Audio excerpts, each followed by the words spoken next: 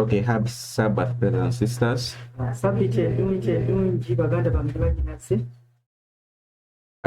We thank our God for a special opportunity He has given us once again be in this place on His Sabbath day. So He has done us well. He has fed us both spiritually and physically throughout the course of the week. He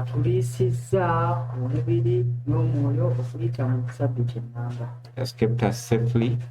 It's the time we came here not seeing people falling down of sickness.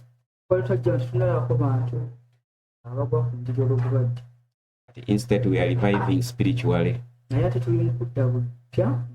So may His name be glorified. So we are going to be continuing with our studies that we've been having throughout the course of the week. So in our previous study, we've been looking at the journey of spiritual Adam, which began in 1798. We saw as it was with literal Adam, so it was with the spiritual Israel. We saw with the literal Adam, he was promised that God was to cleanse him from all sin. And we saw that really Christ fulfilled that. So He came at the cross of Calvary and began that work of cleansing him from sin.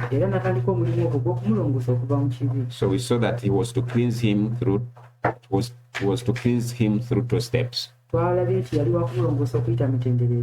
the cleansing process began at the cross of Calvary, but it was not complete. So we saw that Christ had to come back the second time on the door of atonement and finalize the process of cleansing. So we saw in 1844, Adam was cleansed from sin. So however, when we went backwards, we saw that there was a year 1798, and we had other groups of people, that is spiritual Israel. They were also in spiritual darkness as Adam was in darkness.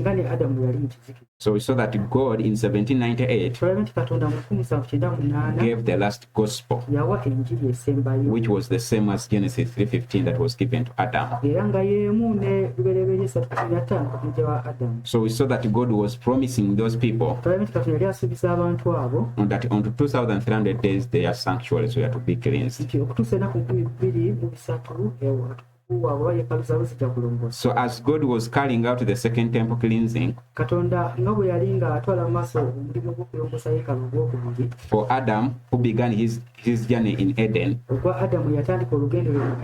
so who is also spiritual Israel, Christ was to begin their first temple cleansing in 1844. So we saw that He began that work in 1844, but it was fully manifested when it came to 1849.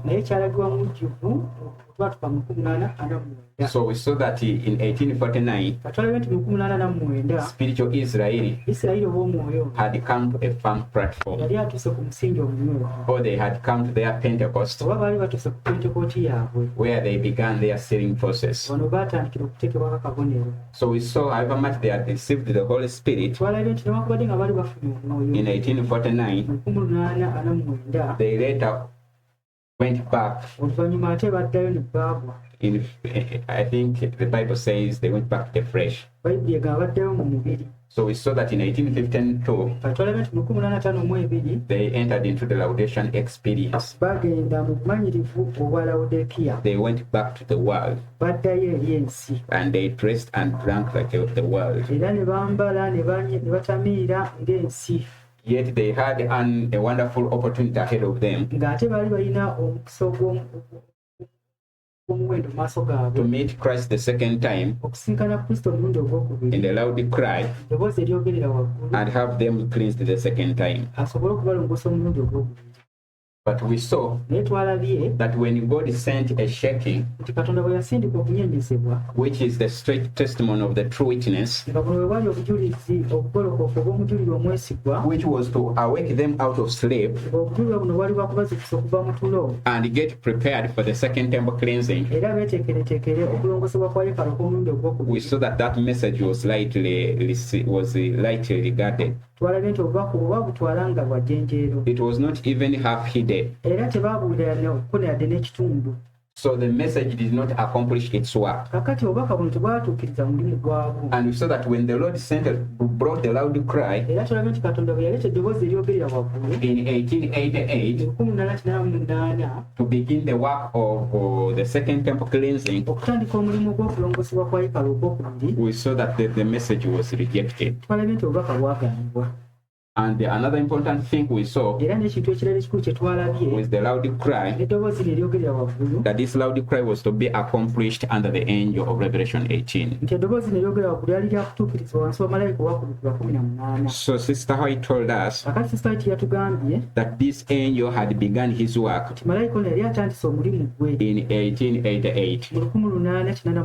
But because of these people rejecting the message, this angel was withdrawn. His message was withdrawn. So we saw that year was a turning point. It was a turning point in the history of the nations. We saw in America that there was consolidation of powers to bring the passage of the Sunday law. But because God's people rejected the loud cry message, we saw that also the Sunday law passage was withdrawn. The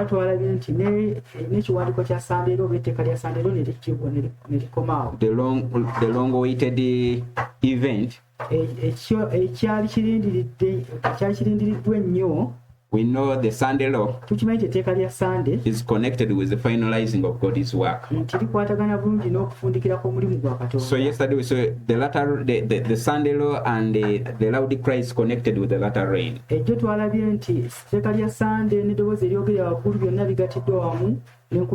So these people missed an opportunity of receiving the latter rain. The latter rain was withdrawn. So today we are going to look at the return of this angel of Revelation 18. Because he never did his work. He was withdrawn. And the church went into darkness. So this angel had to come back. So we need to ask ourselves the question, when was he to come back? And how was he to come back? Is the question that we are going to be answering in this presentation. So we shall go to Spirit of Prophecy, and it's going to begin telling us how this angel was to come back. So when we go to the book 13,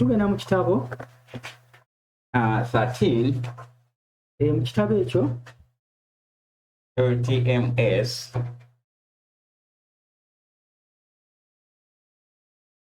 uh, 92A 1898 paragraph 10 is 10 to 11. Okay. Now, I want you to be careful in all the quotations we are going to be reading. All the quotations that we are going to be reading, they will be showing us the time when Sister White wrote that quotation. So this one, it is in 1898. So meaning it is past 1888. When the angel of Revelation 18 had descended. So this is what she says. Is it 13 LTMS? So this is what she says. Many who had the first and the second angel's messages thought they would live to see Christ coming in the clouds of heaven.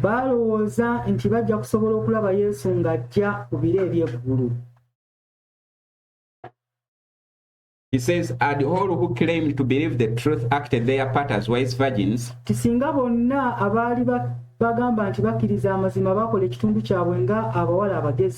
the message would have been proclaimed to every nation, kindred, tongue, and people.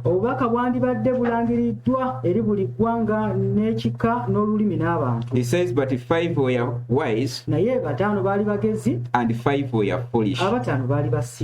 He says the truth should have been proclaimed by the 10 virgins. But only 5 had made provision essential to join the company who walked in the light that had come to them. He says the third angel's message was needed. This proclamation was to be made. So what the prophet is doing is taking us back to this history. The history of the first and the second angel's messages. So he's telling us that if all the people walked under these messages had received these messages, they were to come here under the history of the third angel and take the message to all the people, nations, and tongues. But she's telling us it was only 5 who walked in the light that had come to them. So the 5 who are the foolish did not walk in that light. So by the time we come to the third, we have only 5 who were to give the cry to the whole world. So the third angel's message was needed, but there were a few people to give the third angel's message. So she goes ahead and says, many who went forth to meet the bridegroom under the messages of the first and the second angels refused the third angel's message, the last testing message to be given to the world. So very many who went under the first and the second, they instead rejected the third when they came to the history of the third angel. In simple terms, they walked under the history of the first angel and the second, but they refused the third, who was to cleanse them from sin, who was to take them through the first temple cleansing and the second temple cleansing. Ahead and says, a similar work will be accomplished when that other angel represented in Revelation 18 gives his message. He says the first, second, and the third angel's messages will be repeated. So are we all together? So she's telling us that the same work that was accomplished during this history of people receiving the first, the second, and then refusing the third, then receiving the first and the second, and then refusing the third, he says this work is going to be repeated. He says this history is going to be repeated. And he says when it's going to be repeated, when the other angel of Revelation 18 will be doing his work. And he's saying when this angel who had descended in 1888, when he descends again, he says the first, second, and the third angel's messages are going to be repeated. So we all need to understand what is the purpose of the first and the second angel's messages. So the first and the second angel's messages, their purpose is to bring the word of hope to God's people, is to bring a promise, to bring a prophecy, as we saw God standing in the Garden of Eden promising Eve and Adam. As we see the first angel's message in 1798 promising that on 2300 days the sanctuary shall be cleansed. So it implies when this angel comes back, if the first and the second angel's messages are going to be repeated, they are going to do the same thing that they did in 1798, promising people that will be living during that time, that will be living at that time, that at a certain point in T, God will cleanse their temples, God will cleanse their sanctuary. The second angel will come emphasizing the same thing,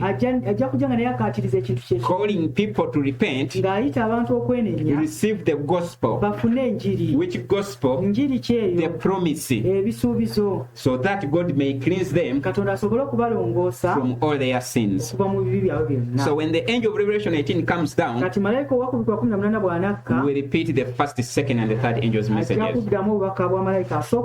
So we need to ask ourselves the question, why is this angel again repeating the first and the second? The reason is, when God's people rejected this angel in 1888, they went into darkness. Are we together? And when God finds you in darkness, He cannot begin by cleansing you there and then. So He's going to begin by promising you, receive the promise, then later He's going to come and cleanse you.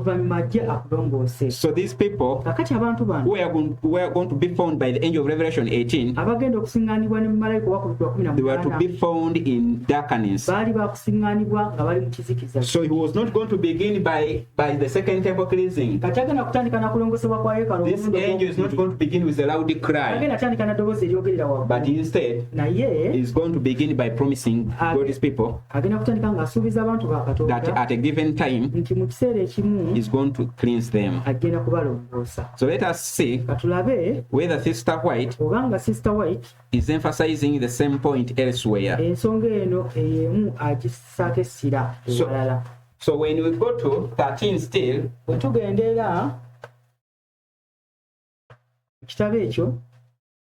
MS, this is 91, 1898. I said we mark the years, So this is what she says. He says the whole earth is to be lightened with the glory of the Lord. He says the pure in heart shall see God. It is those who are following the Lamb whosoever he goeth that will receive power from that angel that come down from heaven having great power. She goes ahead and says the first message is to be repeated. But what is the first message? We are told what is the first message. What's the first angel's message? Is the everlasting gospel. The same gospel that was given in the Garden of Eden. So she goes ahead and says, the first message is to be repeated, proclaiming the second advent of Christ to our world. The second angel's message is to be repeated. Babylon is foreign, and is become the habitation of devils and the hold of every full spirit and the cage of every unclean hateful bird.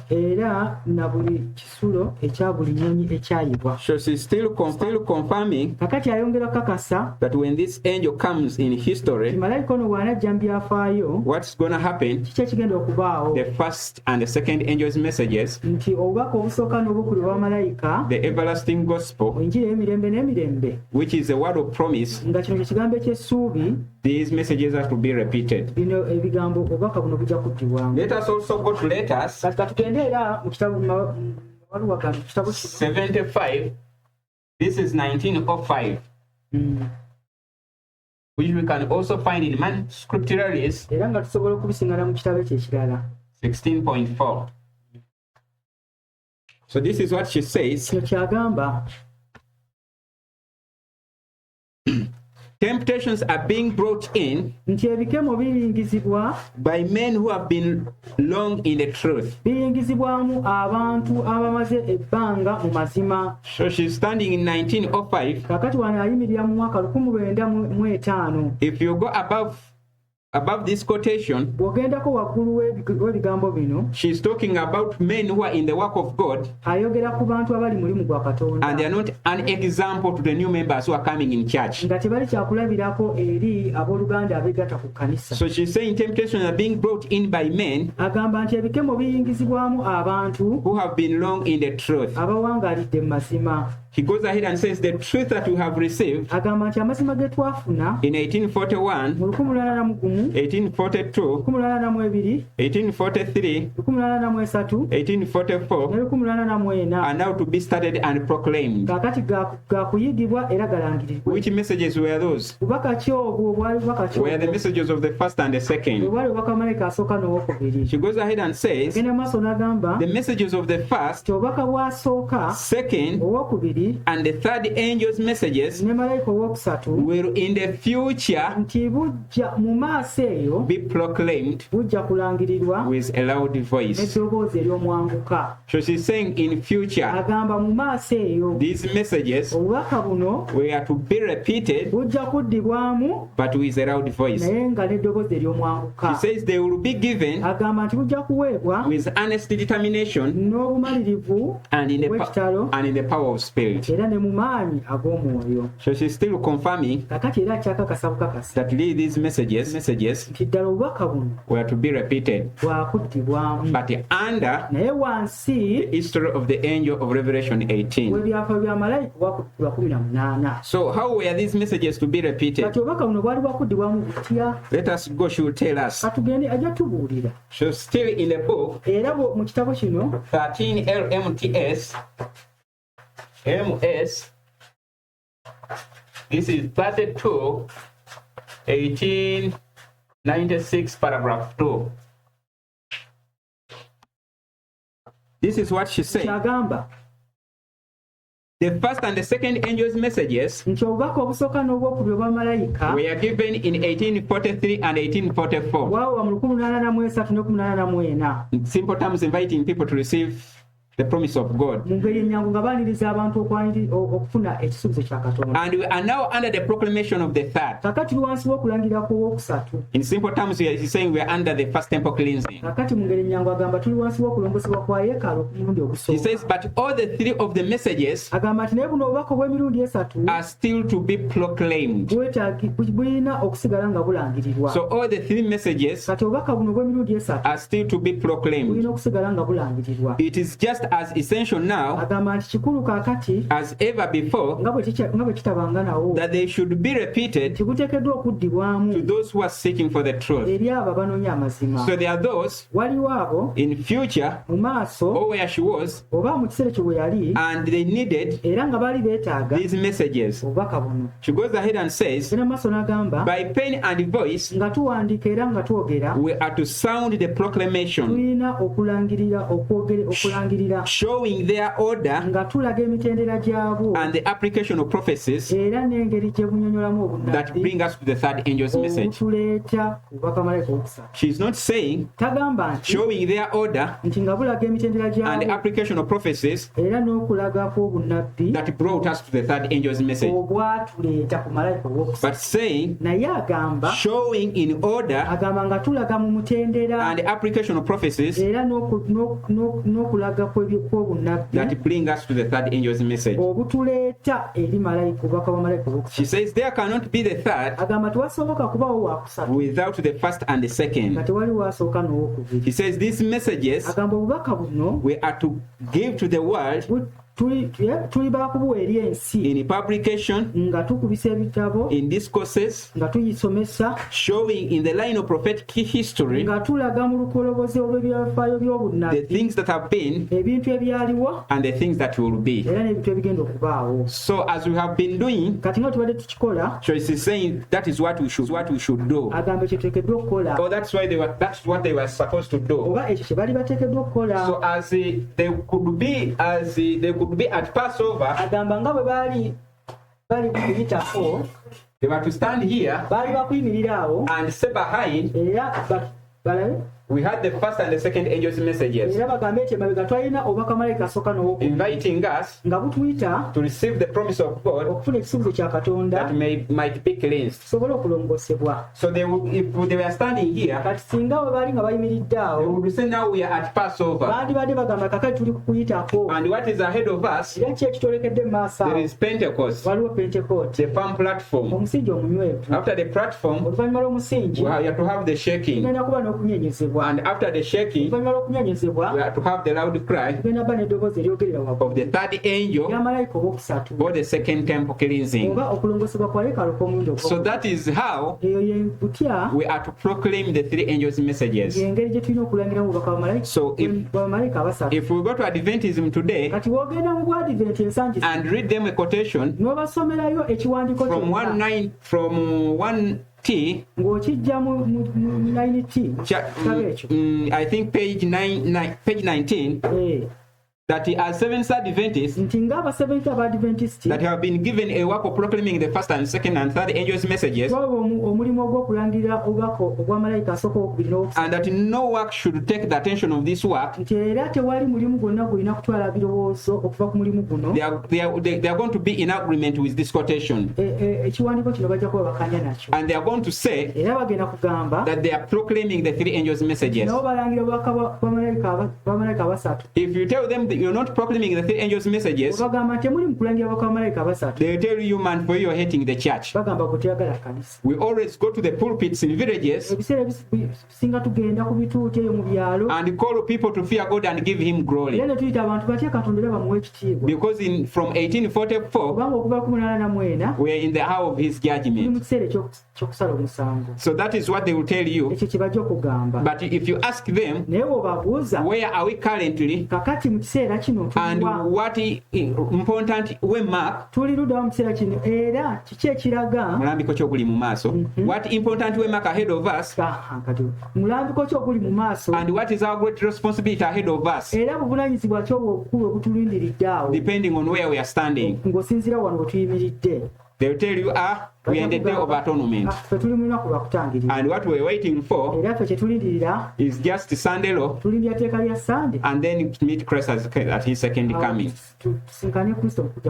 But we should be well versed of where we are, what are the events that are leading us to the Sandelo.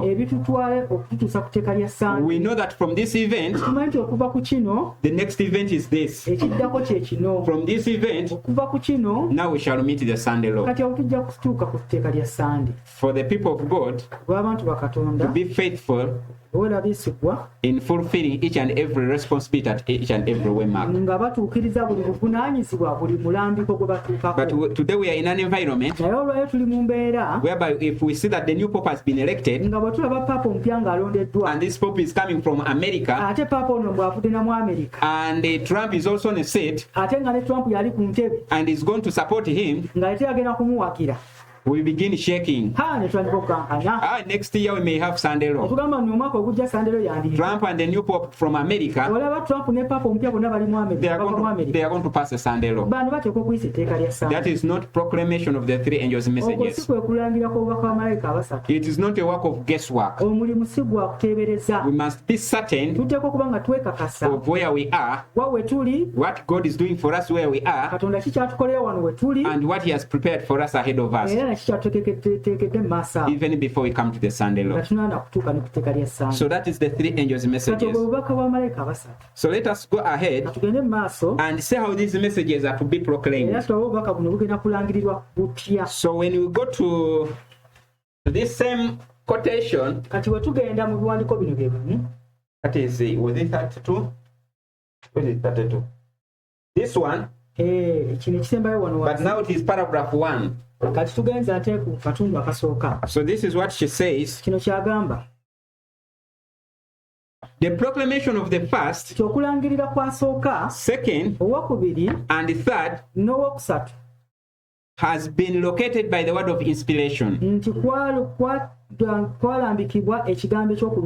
So these messages, they are located.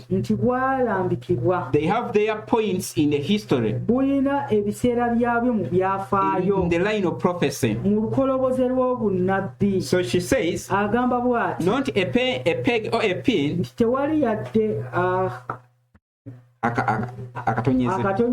is to be removed. She goes ahead and says, no human authority has any more right to change the location of these messages than to substitute the New Testament for the Old. So she's telling us these messages, they were located by the word of inspiration. That is where they are located, and they should not be altered. We are not to change their locations. What we are trying to mean is this. If we come to this line, the first angel's message, it was located, spirit of prophecy is locating it in the year 1798. We read the quotations, and they were saying that no one in the past had proclaimed this first angel's message, this spiritual first gospel, this spiritual gospel. Remember we said the first angel's message is also the first gospel given in the Garden of Eden. But the other one was natural. This is spiritual. So this spiritual gospel, no one has ever given it before 1798. So spirit of prophets and the Bible, they are locating this message in 1798. That is when that message was to begin to be proclaimed.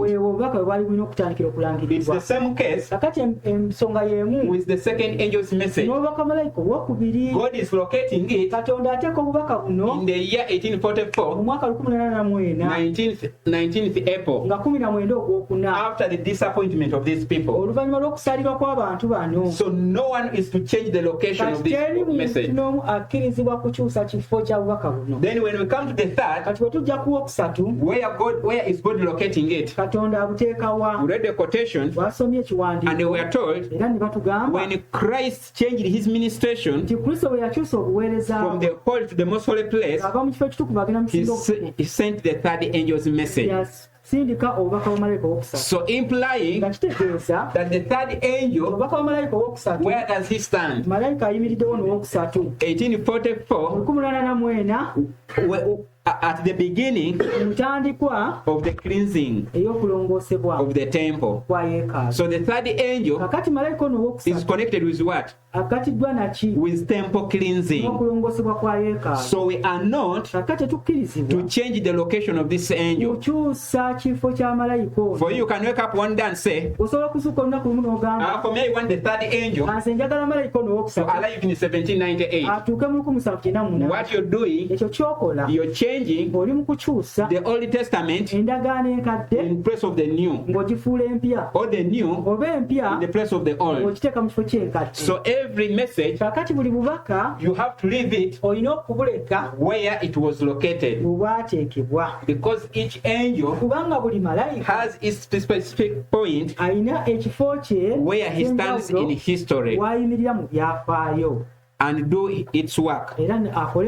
So since this third fulfills the promise, you cannot bring him here in 1798.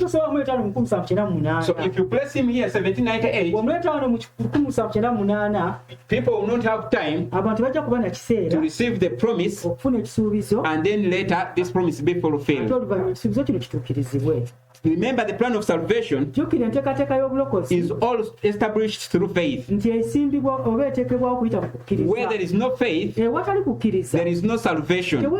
So if this third angel comes here, 1798, then people are saved even without faith. So they have to first show that really they want to be saved. They have to first raise the hand of faith, and then later, that's when God comes and fulfills his promise. So we need to ask ourselves the question, where is the first angel's message placed in history? So we read in our past presentation, and we have just said that this angel, he arrived in 1798. But what is the Bible associating with 1798? So if we go back to that quotation, which is Giddisi 356.2, it says, but since 1798, the book of Daniel has been unsealed. The knowledge of prophecies has increased, and many have proclaimed the solemn message of judgment near. So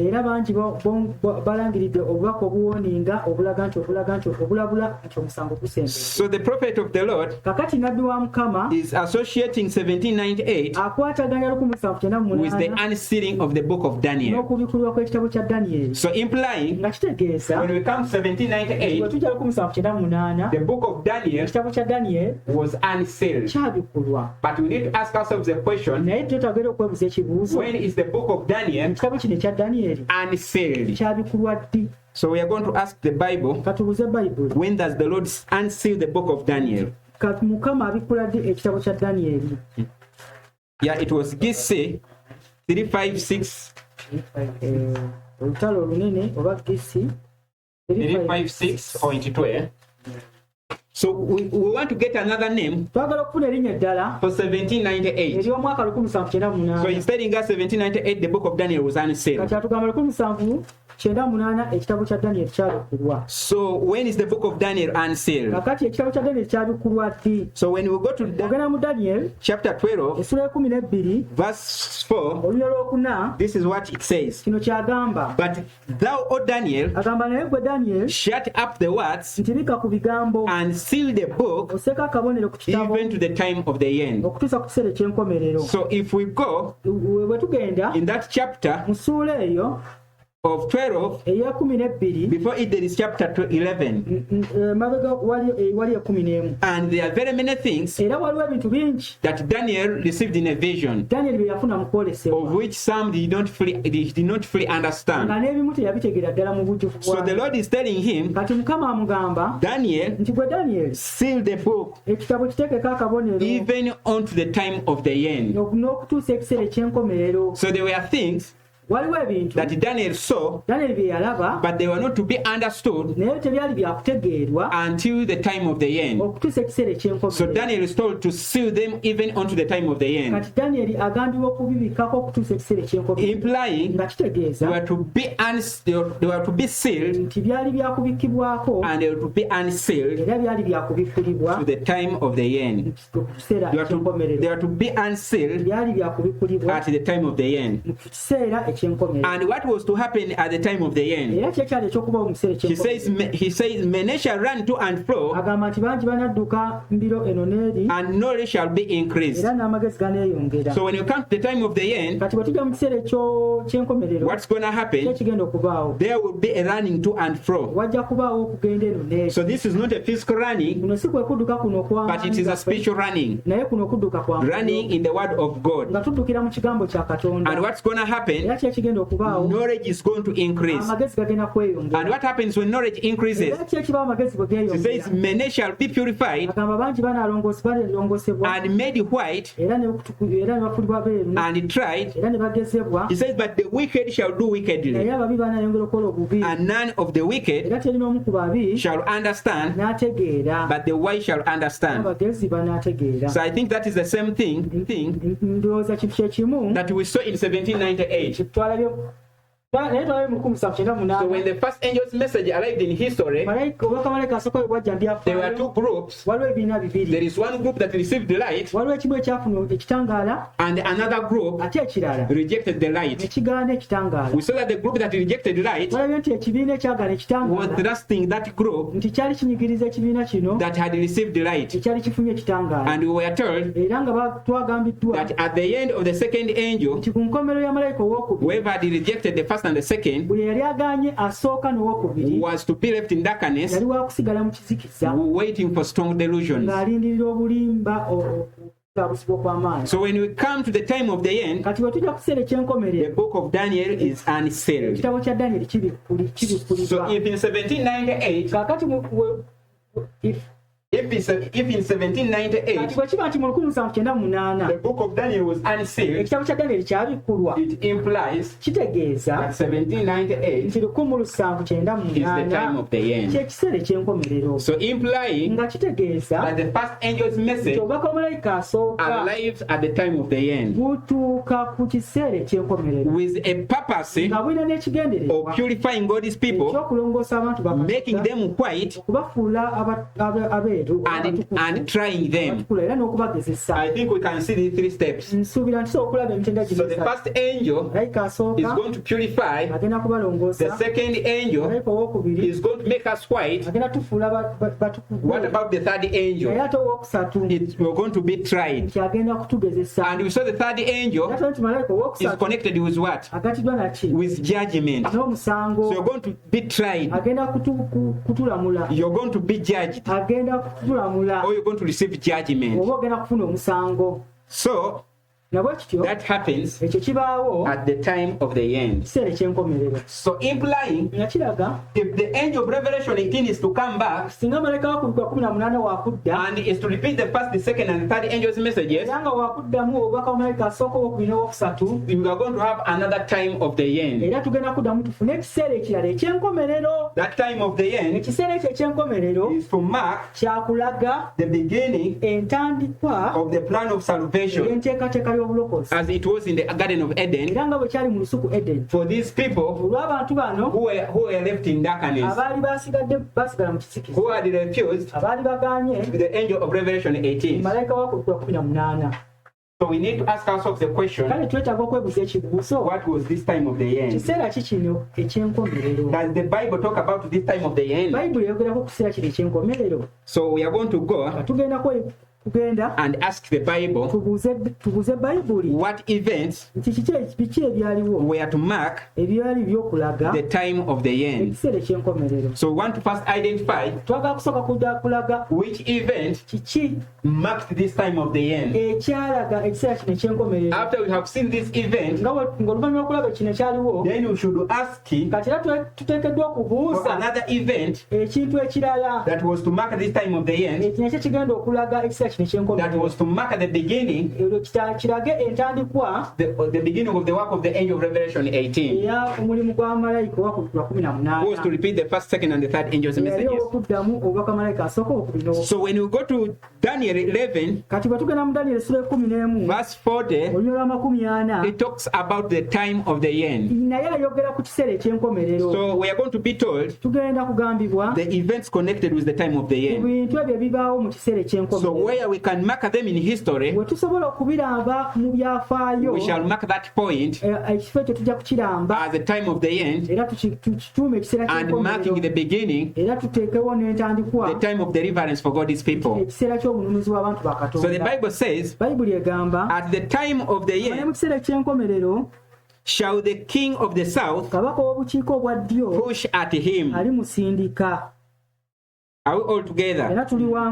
The Bible goes ahead and says, and the king of the north shall come against him like a whirlwind, with chariots, with horsemen, with many ships, and shall enter into countries, and shall overflow and pass over. So when we come to the time of the end, this time of the end is connected with wars between these two kings. The Bible is talking about the king of the south and also the king of the north. So the time of the end is connected with two battles.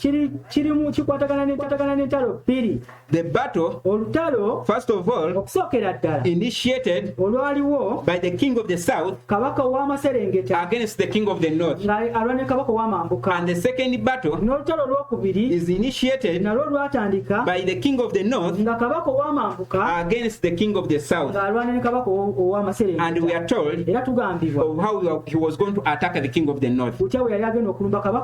So we need to examine and see whether these verses were fulfilled in 1798, where spirit of prophecy is blessing the time of the end. So if we go there and find all these battles there, we are going to mark this year as a full time of the end. But in case we fail to find these battles there, what we shall do, if we find one, we are not going to mark that point a full time of the end.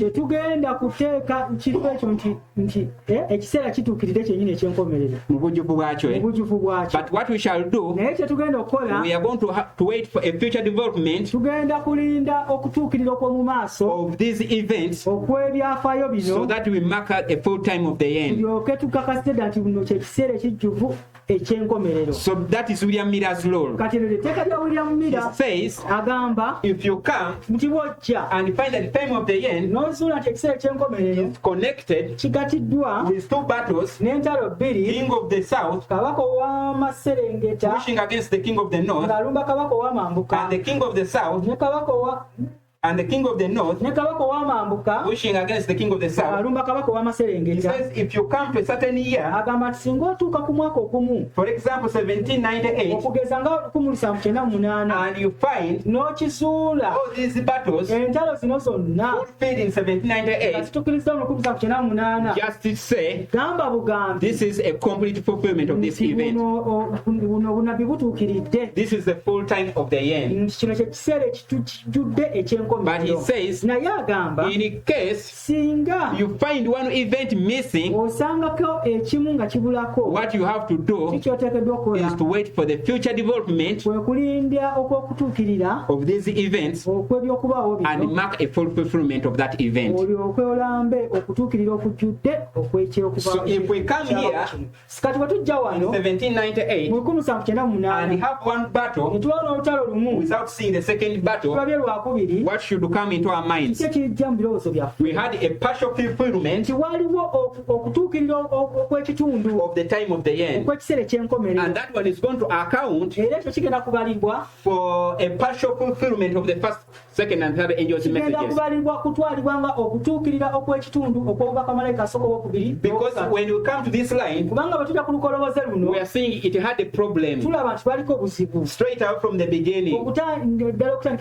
When you come to the second angel's message, she's going to say it was not preached in its fullness. When you come to the third, what happened? Very many people who had received the first and the second,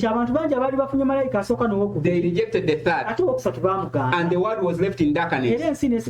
When we came to Pentecost, the few had received the Pentecost, they went into the Laodicean experience. We came to the blowing of trumpets, people did not respond.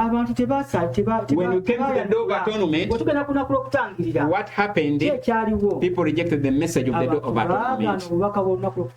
So that will imply this was a partial fulfillment of the three angels' messages. And it's going to be a type of the true fulfillment of the three angels' messages when the angel of Revelation 18 comes in history. But what's going to mark the complete fulfillment of the time of the end is when we see all these two battles, and now they are fully fulfilled. So let us go and examine that chapter of those events that are marking the time of the end. But we have to be so careful as we are examining these verses, as we are looking for the fulfillment of these events. Why should we be careful? It is because we are at the time of the end. And what happened at the time of the end? The first gospel was given. The question, was it a literal gospel or it was a spiritual gospel? Was it the first or it was the last? It was the last. So implying when we come to 1798, we are having the last gospel.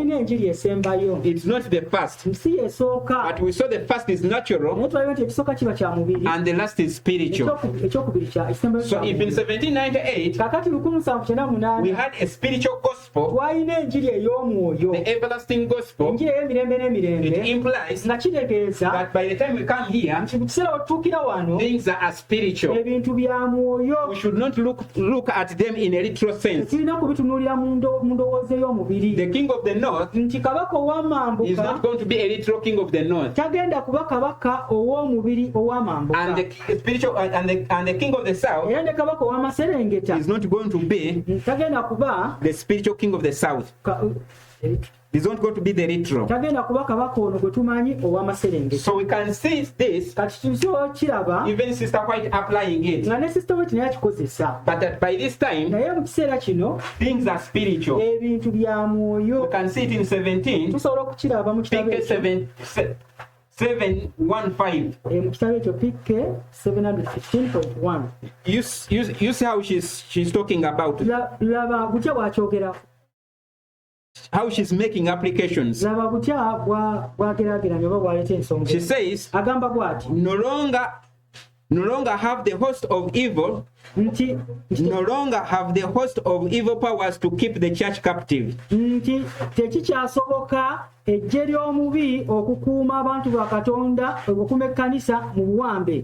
For Babylon is fallen, kubanga Babylon agudde, is fallen, agudde, that great city ekibuga ekyo ekinene which has made all nations drink of the wine of the wrath of her fornication. ekyafuula amawanga gonna okunywa ku busungu bw'obwenzi bwe. So she's writing this. Kakati awandiika ebigambo These are some of her first writings. bino bye bigambo bye bimu ku bye yasooka okuwandiika. So she's saying in that time, agamba mu kiseera kyabwe the evils of the evil powers nti amaanyi ag'obubi can no longer keep the church captive. tegakyayinza kukwatira kanisa mu buwambe. Why? Lwaki? It is mentioned kubanga kiwandikiragibwa that Babylon is fallen, kyogerebwa nti Babuloni kigudde. We know Babylon tukimanyi is the Babuloni one keeping all these people in captivity. yakumira abantu mu buwambe. So she goes ahead and says, agenda maaso to n'agamba spiritual Israel nti eri Isirayiri is ow'omwoyo given the message, obubaka buno buweebwa come out of her, mu kifulumemu my mu people, abantu bange, that ye be not partakers of her sins, muleme okugabana ku bibi bye that ye receive not her plagues. era muleme okufuna ebonyoobonyo bye.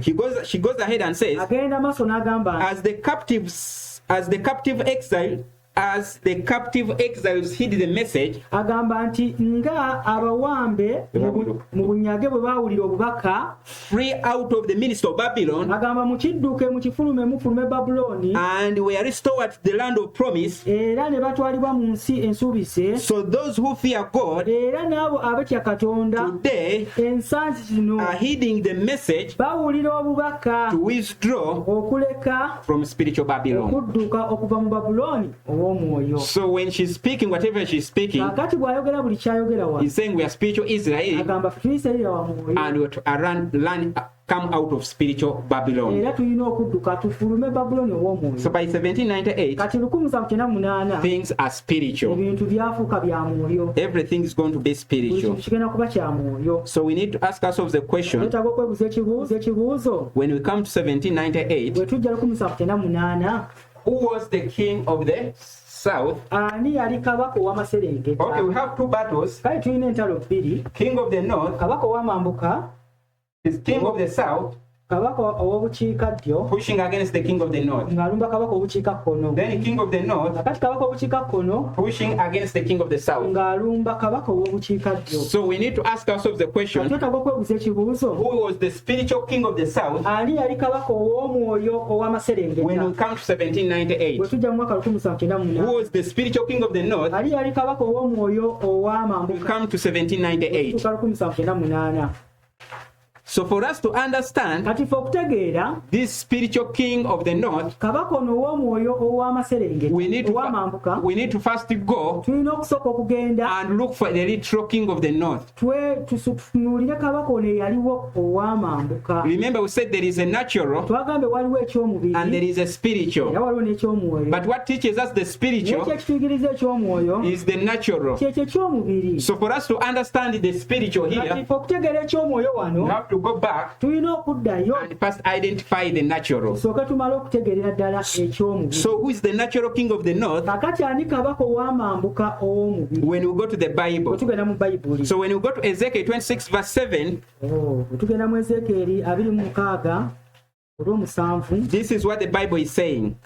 kino 26:7 bayibuli kino kyegamba, It's going to identify for us agenda kutulaga the king of the north. kabaka He ow'amambuka. says, for thus says the Lord God, kubanga Mukama Katonda bw'ayogera bw'ati, behold, I will bring upon Tyrus Nebuchadnezzar, king of Babylon, laba nti ndireeta ku Ttuulo Nebukadduneeza kabaka w'e a Babuloni, king of kings kabaka w'abakabaka from the north, okuva mu bukiikakkono, with horses ng'alina and embalaasi, with chariots n'abebagadde embalaasi, and with horsemen nti n'abebagadde embalaasi, and companies nti n'ebibiina by'abantu bingi, and much people. n'ebibiina n'abantu bangi. So if you go to the previous verses, kati woddeyo bunyiririzi ly'esooka waggulu, God is telling the Israelites Katonda agamba abaana ba Isirayiri that he was going to bring upon them nti agenda kubaleetera a king. kabaka, And which king was that? era kabaka kyoyo Is King Nebuchadnezzar, kabaka Nebukadduneeza, but from where? naye ng'avaawa? And he was to come from the north. yali wakuva mambuka. So Nebuchadnezzar, Nebukadduneeza ono king of Babylon, kabaka w'e Babuloni is the king of the north, ye kabaka ow'obukiikakkono, king of ye Jerusalem, kabaka wa Yerusaalemi, king of north of Jerusalem. kabaka mu mambuka ga Yerusaalemi. All together. So he was telling the Israelites that he's going to bring to them a king and take them captive, but this king was to come from the north, king of Jerusalem, north of Jerusalem. Let us get a second witness that Nebuchadnezzar is the king of the north, but King Nebuchadnezzar we know was king of Babylon. So Babylon is in the north. Jeremiah 25:9. Jeremiah 25:9 is going to give us a second witness that Nebuchadnezzar, king of Babylon, is the king of the north. He says, behold, I will send and take all the families of the north, says the Lord, and Nebuchadnezzar, king of Babylon, my servant, and you bring them against this land. Agambye Nebukadneza kabaka wa Babuloni omuntu wange nembaleeta okutabaala ensi eno. He's still talking about Israel and against the inhabitants thereof and against all these nations around about, and utterly destroy them and make them an astonishment and hissing and a perpetual desolation. So we've got a second witness that Nebuchadnezzar, king of Babylon, is in the north. So king of the north, the literal, is who? Is king of Babylon.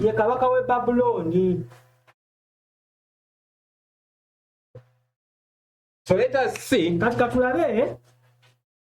what king of the north does. That is Jeremiah 51 verse 7. What does he do to God's people? That will tell us what also the spiritual king of the north will be doing to the spiritual Israeli. So he goes ahead and says, Jeremiah 57 verse 7.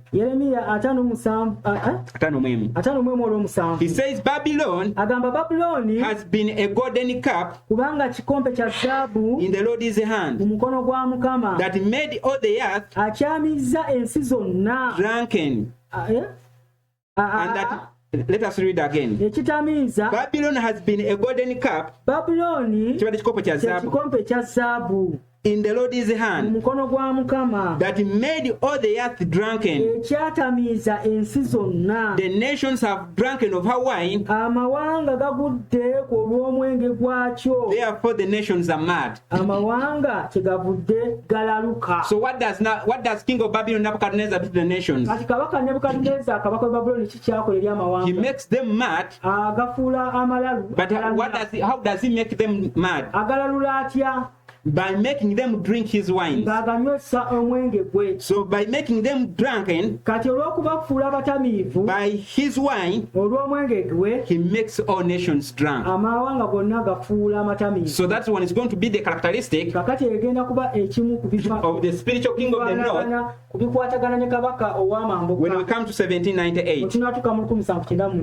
So let us go and ask ourselves the question, who is that spiritual king of the north when we come to our time? So we've seen this one is supposed to be spiritual Babylon, and this one is good at making all nations drunk of the wine of her fornication. So it is so interesting that when we come to the book of Revelation, we have an individual who is called Babylon, and this guy is having a cup in his hand, and he makes all nations drunk of the wrath of her fornication. So let us read there very fast. So Revelation 17 verse verse 1 to verse 5. He says, and there came one of the 7 angels which had the 7 veils, and talked with me, saying unto me, come hither, and I'll show unto thee the judgment of the great hour that sitteth upon many waters, with whom the kings of the earth have committed fornication, and the inhabitants of the earth have been made drunk with the wine of her fornication. So she carried me away in the spirit into the wilderness, and I saw a woman sit upon a scarlet beast, full of names of blasphemy, having 7 heads and 10 horns. And the woman was arrayed in purple and scarlet color, and darkened with gold and precious stones, and pearl, having a golden cup in her hand, full of the abominations and the filthiness of her fornication.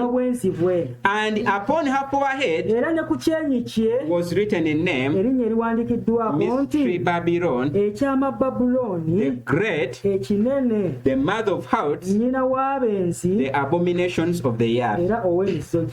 So when you come to Revelation 17, we have another beast. We have another power. This beast is carrying a woman, and this woman, in her forehead, there is a name Babylon, and in her hand there is a golden cup, and she has made all nations drunk of the wrath of her fornication. So who is this woman in Revelation 17? So I want you to go in your free time and go to BC 382.2, and we are going to be told that this woman is none other than the Roman Catholic Church, the Roman power, which we all know that before 1798 it was exercising its power for 12 of 60 years, ruling the whole world, and it was fornicating with all the kings of the earth. We know that for it to rule in this period of time, it had to seek power from all kings of the world. But how was he to get this power from these kings? First of all was to make them drunk, become mad, then surrender their powers into his hands. So Rome is spiritual Babylon. So king of the north, who is king of Babylon, when we come to 1798, this is Rome, and specifically the papacy, whom we know that he ruled for 12 of 60 until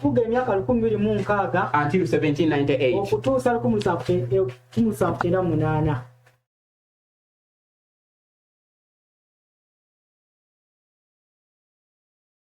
Okay.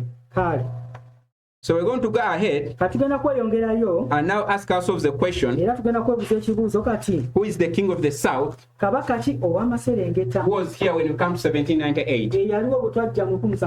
We can also understand this by first looking at the literal king of the south.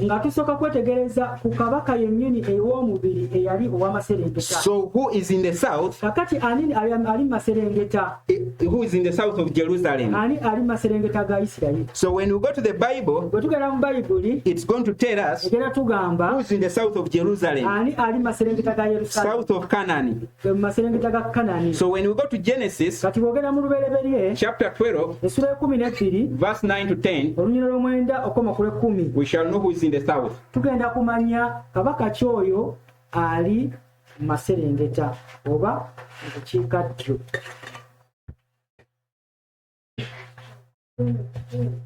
Genesis 12, verse 9 to 10. Lubereberye 10 olunyiro lw'omwenda 12 olunyiro lw'omwenda okoma ku lw'ekkumi. So when we come to this chapter, Kati bwe tuga ku ssuula eno it's telling us of Abraham's journey atubuulira ku lugendo lwa Ibulayimu, from Canaan. Abulahamu ng'ava e Kanani. We know from Babylon, Tumanyi okuva e Babuloni he came to Canaan. yajja n'atuuka mu Kanani. But when he reached in Canaan, Naye bwe yatuuka mu Kanani which is Jerusalem, nga ye Yerusaalemi, there is something that happened. waliwo ekyaliwo, And it's brought to view in verse 9. era buno kiragibwa mu nnyolo And mwenda. Abraham journeyed, Agamba Ibulayimu n'atambula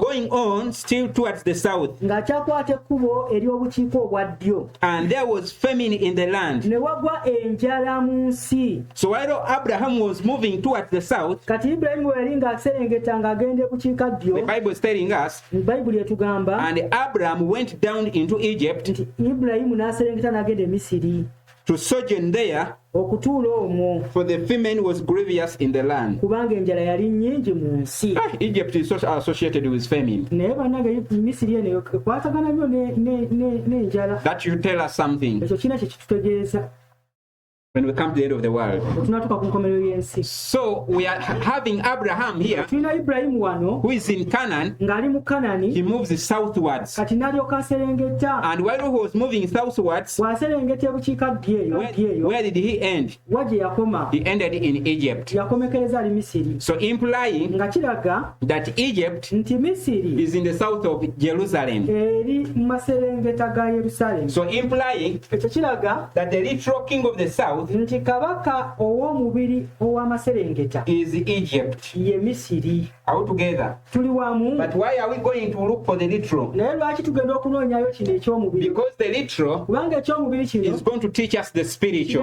kusomesa eky'omwoyo. So let us go Kati katugende and look at the characteristics of the kings of Egypt. tunoonye ebikwata ku kabaka ono ow'amaserengeta. So we've seen the king of Babylon. Tulabe kabaka wa Babuloni For him, he makes nations drunk of his wine. nti ye anywesa amawanga n'omwenge ge n'agatamiiza. So what about kings of Egypt? Kakati ate bakabaka b'e Misiri What are they associated with? bo kiki balina kakwata ekiki. So Exodus 5 verse 2, Kakati kuva 5 olunyiro lw'okubiri we are told, tugambibwa and Pharaoh. nti ne Falaawo. Who is Pharaoh?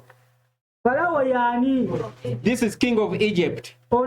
Ono ye kabaka w'e Misiri. So this is a prominent figure Kakati kino ekifaananyi kikulu we know from Egypt. kye tumanyi ekimanyiddwa okuva e Misiri. He says, and Pharaoh, and Pharaoh, we are in Egypt chapter 5. Yeah. Chapter 5 verse 2. Katugende mu maaso. So, and Pharaoh Agamba Falaawo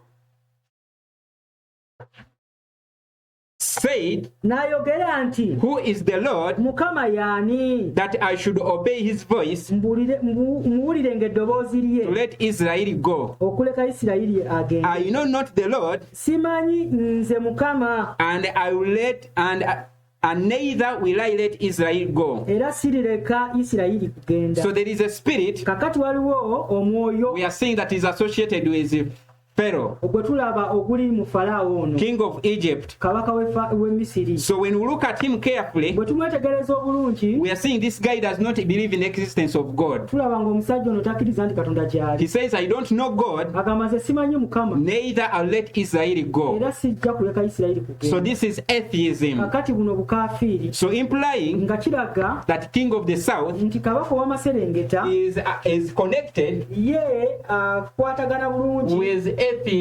n'obukaafiiri. He does not believe Ye takkiriza in the existence of God. nti Katonda gy'ali. So this characteristic Kakati ekifaananyi kino is going to enable us kigenda kutusobozesa identify okulaba the spiritual king of the south okumanya kabaka ow'omwoyo w'amaserengeta here at 1798. wano mu 1798. So here at 1798, kati awo mu we 1798 must have a guy tuteekwa okubayo n'omuntu with a spirit nga naye alina omwoyo that does not believe in the existence of God. bwe gumu nga tegukkiriza nti katonda gy'ali. But we need to first ask our Bible, tuleka okusooka okubuuza bayibuli does the Bible talk about the spiritual Egypt? nti bayibuli nayo eyogerako ku misiri ew'omwoyo Does it talk about the existence of this spiritual Egypt? era naye ayogerako ku kubeerawo kwa misiri ew'omwoyo. So it is so interesting bannange kyewuunyisa nnyo that if we go to the book of Revelation chapter 11, bwe tugenda mu kitabo kya Kubikula essula y'ekumi so that chapter essuula eyo begins by introducing etandika ng'eyanjula a vision ng'eraga okwolesebwa where John the Revelator wano Yokaana eyolesebwa is given a rod ng'aweebwa olumuli to go and measure the temple kugenda okupima yeekaalu and those who are in the temple. era n'abo bali mu yeekaalu, But he is told naye agambibwa he should not measure tateekeddwa kupima oba kugera the courtyard. oluggya. So he was only to measure the naye temple, yali wa kupima yeekaalu but he was not to measure the courtyard. The courtyard. naye teyali wa kupima luggya. That this courtyard, oluggya luno it was left to the Gentiles lwo lwalekebwawo eri abamawanga to trample it down, nti okulusambirira wansi, and it was going to trample down era twali bakululunyirira wansi the courtyard. oluggya olwo. It says for 12 of 60 years. nti okumala emyaka 26. I think it talks about, is it 42 months? agamba nti emyezi 42. Does it use 42 months? kyakozesa myezi 42 nti ye Okay. kyonna kyekiri byonna kyekimu. But at the same time, naye mu kiseera kyekimu as the Gentiles nga abamawanga are troddening down nga basambirirwa those at the courtyard, abo bali mu luggya, The Bible saying, bayibuli egamba God was to give power katonda yali wakuwa amaanyi to his two witnesses. abajulizi be babiri, abajulirwa be babiri. So if we go to that chapter, kati bw'ogenda mu ssuula eyo there are two witnesses, waliwo abajulirwa babiri and they were going to prophesy era baali bakulagula also for 12 of 60 years, nga nabo balagulira emyaka 26. while the Gentiles ng'ate abamawanga were to trample down God's people. nga bali bakusambirira wansi abantu ba Katonda. So those two witnesses, kati abajulizi bano ababiri the Bible is telling us, bayibuli etugamba they had power nti balina amaanyi, to shut the heavens, balina obuyinza obw'okuggala eggulu that it rains not. enkuba ereme kutonnya. These two witnesses, abajulizi bano ababiri they also had power era baali balina obuyinza to turn the water into blood, amazzi ogafula omusaayi and also to bring down plagues. era n'okuleeta ebibonyoobonyo. Who are those two prophets? mulowooza bannabbi ababiri be baani? So we know Moses tumanyi Musa was in a church yali of avunaanyizibwa turning water into blood and bringing plagues. ab'okukyusa amazzi ogafula omusaayi n'okuleeta ebibonyo. Who shut the heavens? era ani yaggala eggulu, ani yakiba eggulu? So that is Elijah. oyo ye Eriya. So these two witnesses kakati abajulizi bano ababiri are likened bafaananyizibwa onto Moses Musa and onto Elijah. ne Eriya. So when you go to verse 7 now, kati bwe tugenda mu lunyolo 7 kati that's where we shall read. awo kati tugenda okusoma. I've been just connecting the story now. mbadde mbagattiragatira mboozi. He says, and when they shall have finished their testimony, era bwe baliba nga bamaze okutegeeza okugeza kwabwe, it says, agamba bw'ati, and the beast that ascends out of the bottomless pit ensolo eva mu bunnya obutakoma shall make a war against them, erirwana nabo and shall overcome them era eribawangula and kill them. era eribatta. So as these two witnesses nti abajulizi bano ababiri were coming to the end of their work, nga bagenda ku nkomerero y'omulimu gwabwe, for how long were they to proclaim, were they to do their work? baali bagenda okukolera omulimu For gwabwe 12 of 60, kyenkana ky'emyaka 26. the same period of time nti ekiseera kyekimu that the Gentiles were to tremble upon God's people. abamawanga baali balina okusambirira oba okulinyira abantu So we ba all Katonda. know kati tukimanyi bulungi that these bwonna prophetic periods are the same, nti ebiseera bino ebyobunabbi bye bimu, and they are all era byonna bringing us to 1798. twetali ku 1798. So as these two witnesses kati abajulizi bano ababiri were coming to the end of their prophesying, nga bakomekereza okulagula kwabwe, that is towards 1798, olwo nga basembeddera ku 1798, what was going to happen, ki ekyali ekyokubaawo? a beast from the bottomless pit agamba nti ensolo okuva mu bunnya obutakoma was to come and make war against these two witnesses. yali yakujja erwanira abajulirwa bano ababiri And the two witnesses, era abajulirwa bano ababiri they were to be overcome baali and they bakuwangulwa were to be killed. era baali bakuttibwa. Then verse 8 is so interesting. kati olw'omunaana lwewuunyisa It says their dead bodies, agamba n'emirambo gwabwe dead bodies of what? omulambo gw'abaani Of the two witnesses, gw'abajulirwa bano they ababiri were to lie nti guli mu luguudo in the street lw'ekibuga of the great city. lw'ekibuga ekinene And what is the name of this great city? era ekibuga kino kinene bakiyita batya Which is spiritually nti ekiyitibwa mu mwoyo called Sodom Sodoma and Egypt. ne Misiri. So when you come to the end of the world, kakati bwe tujja ku nkomerero y'ensi when you come to bwe 1798, tujja 1798 we have a great city, waliwo ekibuga ekinene and this great city era ekibuga kino ekinene is spiritual Sodom kyo ye Sodoma ow'omwoyo and spiritual Egypt. era ye Misiri ow'omwoyo. So with Sodom, kakati Sodom if we go back to the literal, bw'oddayo ku kiri eky'omubiri for it we know that it is connected with sexual immorality. kyo tumanyi nti yo balina bakola okuli ebisiyaga. But with Egypt, naye Misiri we've seen that within them, bo tulabye nti mu bo they have a spirit nti bo balina omwoyo that denies the existence of God. okugaana ogutakkiriza kubeerawo kwa So Katonda. implying that when you come to kati 1798, nga kiraga nti bwe tujja 1798 we have a great city. tulina ekibuga ekinene This great city ekibuga kino ekinene denies in the existence of God tekikkiririza mu kubeerawo kwa Katonda and practices era kikola sexual immorality. okulya ebisiyaga Bali ebiseera connected with kigambo kye kizitowa breaking marriage laws nti n'okumenya amateeka g'obufumbo altogether. tuli wamu. So in this city, kakati mu kibuga kino this is where waaweewo the two witnesses abajulirwa ababiri were going to be slain. baali bagenda okuttibwa. So we need to ask ourselves the question, tutaba okwebuuza ekibuuzo what is this great city? kibuga ki kino ekikulu If we ekinene. can identify this great city, bwe tuba tusobola okutegeera ekibuga kino ekikulu we shall be able tujja kuba tusobolera to ddala identify the king of who? okutegeera kabaka waawa King of the south. kabaka It w'amaserengeta will be that power egajja kuba obuyinza that obwo will be manifesting obujja okuba nga bwe bulaga the spiritual characteristic nti ebifaanagana eby'omwoyo of the king of Egypt. obwakabaka w'e Misiri. So if we go, kati bwe tugenda I want you in your free time njagala mmwe mu biseera byammwe eby'eddembe to go and study Gitsi. mugende musome mu kitabo kino olutalo lunene. This one is specifically in page 269 Gitsi 269 to page 70. up to 270.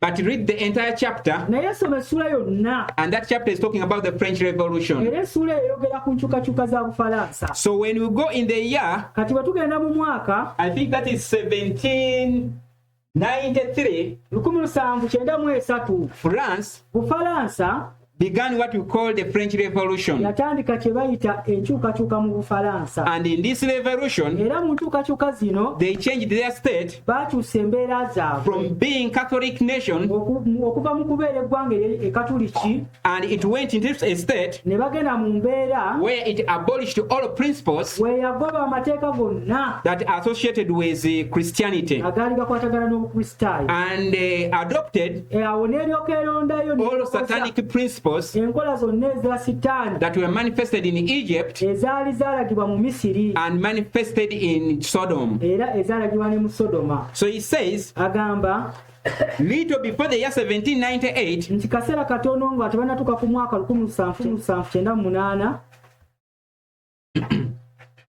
some power of satanic origin nti amaanyi agamu nga ensibuko yaago ya sitaani and character would arise era n'empisa oba n'ekifaananyi gaali to gakusituka make a war upon the Bible. okulwanyisa Bayibuli. So above that quotation, kati waggulu w'ebiwandiiko ebyo she had already mentioned yabadde yalaze dda that the two witnesses, nti abajulirwa bano ababiri they were representing the New and the Old baali Testament. bakiikirira endagaano empya n'endagaano enkadde ya Bayibuli. So remember, the two witnesses kati jjukira abajulirwa bano ababiri were killed by a certain power. nti waliwo amaanyi agaabatta. So she's going to bring in this power kakati agenda kuleetamu amaanyi gano after she has identified oluvannyuma lw'okuba nga alaze that the two witnesses that were killed nti abajulirwa ababiri abattibwa is the Bible. ye Bayibuli. He says, and in the land where the testimony of God's two witnesses should thus be silenced, agamba nti era ne mu nsi abajulirwa babiri abakatonda we bali balina okusirisibwa there would be manifested nti wali wakulagibwa atheism obukafiiri of Pharaoh obwa Falaawo and licentiousness of Sodom. nti n'obugwagwa obwa Sodoma. He says this prophecy agamba nti obunnabbi buno has received a most exact and striking fulfillment nti bwafunira ddala ekyo kyennyini ekyewuunyisa era ekyo ekyatuukirizibwa ekyo byafaayo in the history of France. mu byafaayo bya Bufalansa. Now if you go and read ahead, kati bwogere n'oyongera she's going to be explaining what transpired in France. ajja kugenda nga nyonyera ki ekyali omu Bufalansa. But if you go into that history, naye bwe tudde mu byafaayo ebyo what France did Bufalansa ki kye yakola through its constitution, ng'eyita mu ssemateeka yaayo through its government, ng'eyita mu gavumenti yaayo it stood yayimirira and announced n'erangirira that God does not exist. tewali katonda. And after announcing era oluvannyuma lw'ekirangirire through its legislative powers, ng'ekozesa obuyinza bwayo obw'oku the ssemateeka people within the nation, nti abantu mu ggwanga they eryo stood baayimirira and sang ne bayimba and sang it all over the ne country, bajaganya okwetooloola ensi yonna because the government kubanga gavumenti has announced erangiridde that God does not exist. teri katonda. So they never stopped at announcing it, tebakoba bukomi kukirangirira but they went ahead bagenda ne mu maaso and got all the Bibles ne bakwata bayibuli and they zonna all burnt them in streets. ne balyoka bazookera ku makubo They also went ahead ne bagenda mu maaso and looked for those who are proclaiming God's ne messages, banoonya abo abaali balangira obubaka bwa katonda and they were all killed within their cities. nabo ne babattira mu bibuga byabwe. So this power of France, kakati obuyinza buno bwa Fulansi when we come to the year bwe tutujja mu mwaka 1798, 1798 and before it, era nga tonaba na kugutuuka it bulungi manifested bwalaga the spirit of Pharaoh, omwoyo gwa Falaawo and the spirit era omwoyo of Sodom and Gomorrah. ogwa Sodoma ne So Gomora. for that reason, kakati n'olw'ensonga you eyo can say tusobola okulabira that ddala in 1798, 1798 there is only one power waliwo obuyinza bumu bwokka that can take up the title obusobola okutwala erinnya lino the King of the South. kabaka ow'amaserengeta. So we have God, kakati tufunye who is the King of the South, kabaka oyo ow'amaserengeta yaani and who is the King of the North. era kabaka ow'amaserengeta katugambe yaani. So who is the King of the South? kati kabaka yaani ow'amaserengeta bye Bufalansa. So this is France, eh? Bufalansa. So we saw that the King of the South kati olwo nti kabaka ono ow'amaserengeta was to push at the King of the North. yali wakulumba kabaka ow'amambuka. So whom are we identified as the King of the North? ani gwe twalabye nga kabaka ow'amambuka? So we've seen the papacy. twalabye paapa. Are we all together? Eh? era tuli wamu. So in 1798, kati mu 1798 if it is the time of the end according to spirit of prophecy, bwe kiba nga ddala kyekiseera eky'enkomerero okusinziira ku mwoyo w'obunnabbi, Fulansi was to come and push at the papacy. yali yakujja okulumba paapa. But if you look at that word push, naye bwe tulaba ekigambo ekyo okusindika is to make a war against it. agamba nti kwe kulumba. So we want to see olutalo. twagala tulabe in 1798 mu 1798 whether there was a battle between France and the papacy. kubanga ddala waliwo olutalo wakati wa Bufalansa ne paapa. But the Bible is telling us naye bayibuli etugamba what is marking full time of the end, kiki ekiragira ddala obujjuvu bw'ekiseera eky'enkomerero that the King of the North, nti ne kabaka ow'amambuka who is the papacy, nga ye paapa what was he to do? ye yali wakola ki? Was to come naye yali wakujja against the King of the South. naye alumbe kabaka And ow'amaserengeta. whom have we identified the King of the South? era ni gwe tulabe nga kabaka ow'amaserengeta France. ye Bufalansa. So if we come to 1798 kati bwe tujja mu 1798 and we are capable nga tusobolera ddala of seeing these two battles, okulaba entalo zino ez'emirundi ebiri, what should we do? kiki etuteekeddwa okukola? We are going to confirm tugenda kukakasa that really 1798 kiddala ddala was the 1798 full time of the end. bwe kyali ekiseera ekijjudde. But in case naye singa we cannot identify all these two battles, entalo zino zombi tetusobola kuzizulawo, what should we do? kiki etuteekeddwa okukola? We should wait for future development tulina okulindirira okutuukirira okulala of the time of the end. okw'ekiseera eky'enkomerero ekirala. So we need to ask ourselves the question kati twetaaga okwebuuza ekibuuzo whether, first of all, obanga ddala okusooka kwa byonna France came and pushed against the papacy. Bufalansa yajja n'erumba paapa. So when we come to the book of Thoughts of Daniel and Revelation kati bwe tujja mu kitabo ekyo by Uriah Smith, owooluganda Uriah Smith page 160, lupapula 16 So on that page, he begins by telling us the ascendance of the papacy to the seat. So he says, did the papacy possess a dominion that length of time? So which length of time? The length time of 1260. He says, the answer again is yes. The decree of the Emperor Justin, dated 533, made the Bishop of Rome the head of all churches. But the decree could not go into effect until the Arian Ostrogothy,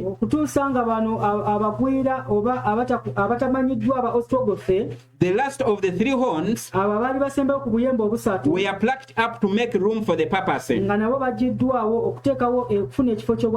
were driven from Rome.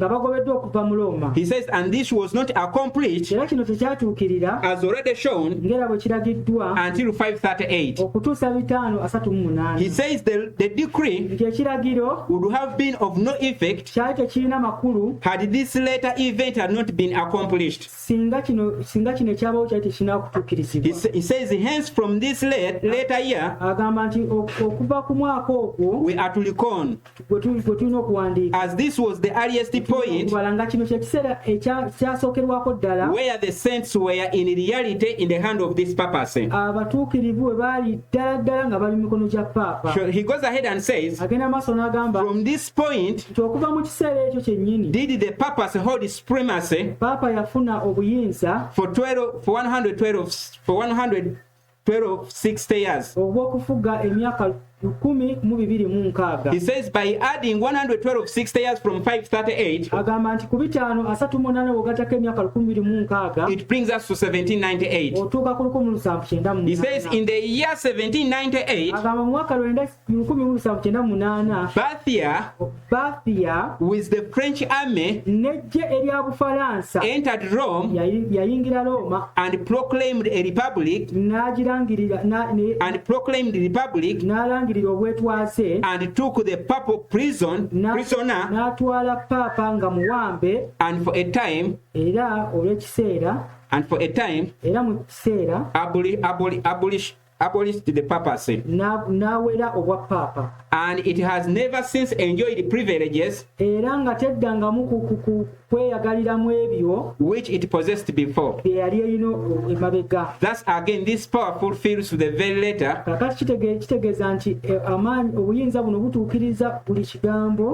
the specification of prophecy, which proves beyond question that application is correct. So when we came to 1798, history is really telling us that what happened, that before 1798,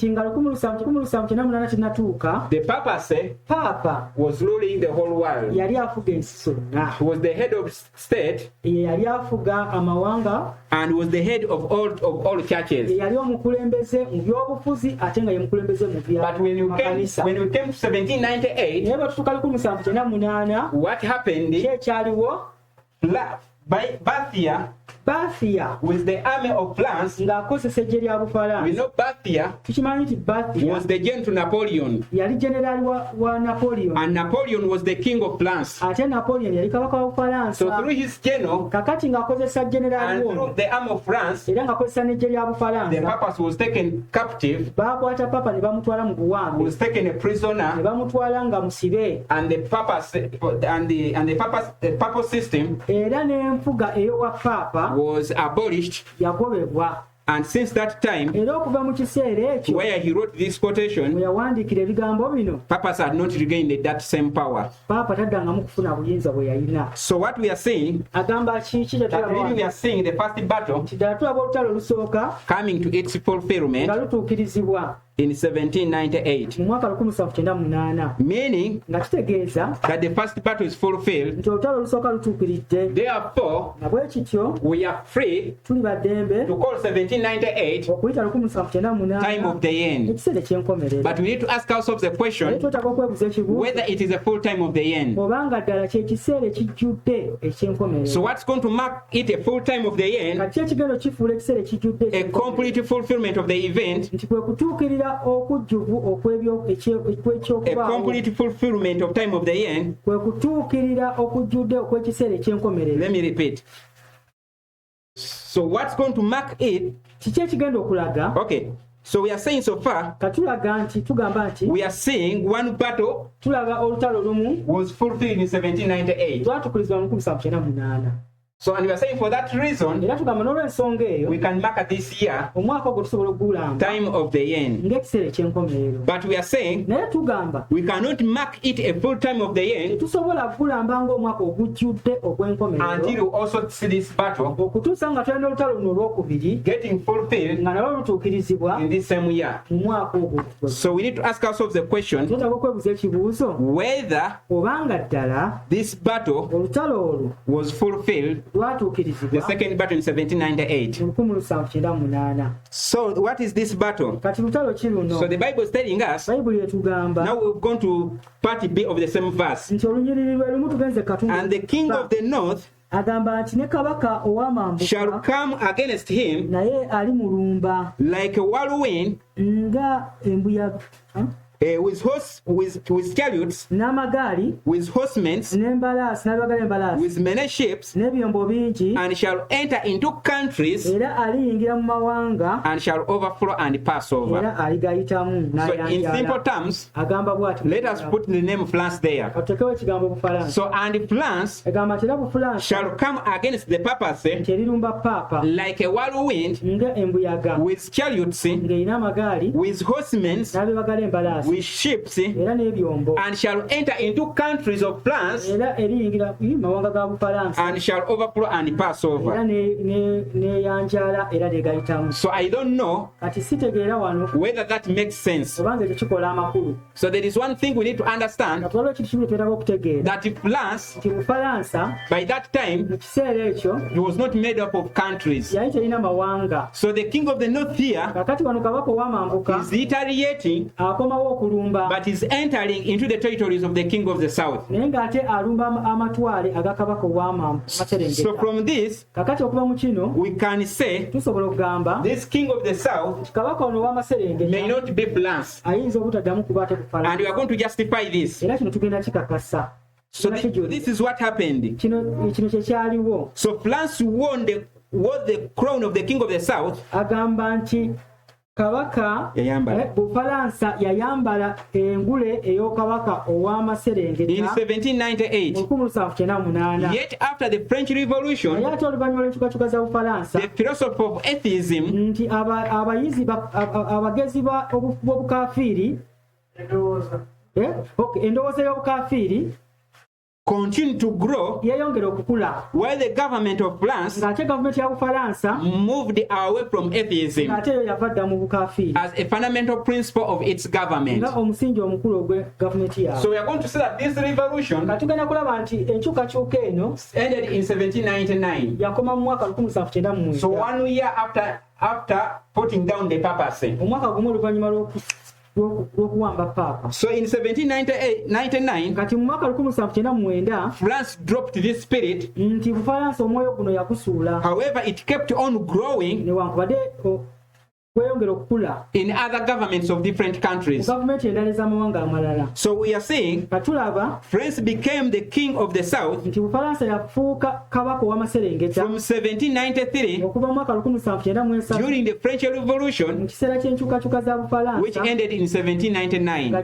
nekikoma mu 1799. And within this period of 1 year, era mu kiseera kino eky'omwaka gumu we did not see the papacy tetwalaba ku paapa revenging against France. ng'awoolera Bufalansa. Are we all together? Fena tuli wamu. So within this period of 1 year, Kati mu kiseera kino eky'omwaka ogumu, the papacy Papa was not seen teyalabibwako coming like a whirlwind ng'ajjanga embuyaga with horsemen and chariots n'abebagadde embalasi n'amagaali and enter into the territories of France. ng'ayingira mu matwale ga Bufalansa. So again, Era when the papacy comes against the king of the south, Papa bw'ajja okulumba kabaka ow'amaserengeta he enters into countries agamba nti ayingira ne mu mawanga and overflows and pass over. n'ayanjala era n'agayitamu. And we are saying France Era tugamba nti Fulansi is not made up of countries. nti yo tekoleddwa mawanga mangi. So what does that tell us? Kitegeeza ki? This second battle, Nti olutalo luno olwokubiri the king of the south olwa kabaka is ow'amaserengeta not France, tagenda kuba Bufalansa but it changes. naye akyuka. So we need to ask ourselves the question, Tutaka okwebuuza ekibuuzo, who is this king of the south kabaka ki ono ow'amaserengeta that the papacy Papa is going to come against gwagenda okujja okulumba in order for us to mark a full time of the end? tusobole